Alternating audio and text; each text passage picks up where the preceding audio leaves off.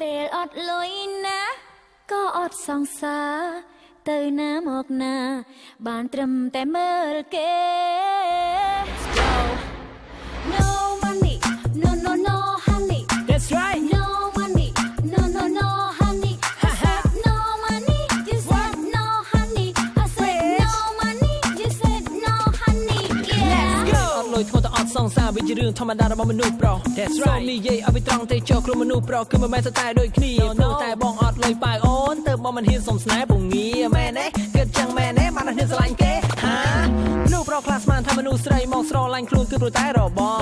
ទៅបោកចិត្តនាងហើយបងរួមនាងដែលមិនដឹងថានាងចិត្តស្មោះដោយសារតែរឿងស្មានហ្នឹងមែនហើយបានវាខ្លាចទៅជាអញ្ចឹងចុងក្រោយទៅដឹងវល់នាងឲ្យត្រឡប់នាងព្រមទៅចម្លើយ No money ច្បាស់ជា no honey រឿងមួយហ្នឹងអ្នកណាទៅដឹងគ្រាន់តែនិយាយតាមគ្នាតែសម្រាប់រូបខ្ញុំវាមិនមែនរងាគ្មានដុល្លារក៏មានសង្សារតាមថែរក្សាមិនឲ្យព្រួយចិត្ត No honey no no no honey That's right No money no no no honey I said no money you said no honey I said no money you said no honey yeah Let's go ខ្លះគិតថាសុខចិត្តនៅទំនេរម្នាក់ឯងវិញទៅវាសប្បាយដើរលេងស៊ីចាយមិនបាច់ខ្វល់ខ្វាយមានអ្នករកអ៊ូលែបខាយប៉ុន្តែពេលដើរជុំគេ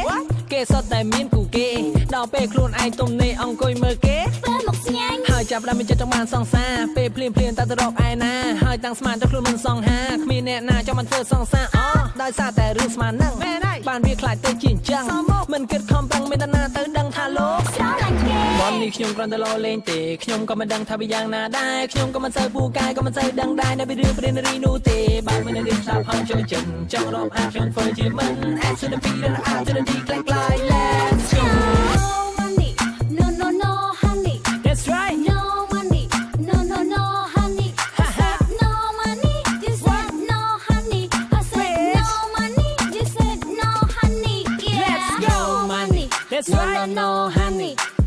No money no no no honey I said no money You said no honey I said no money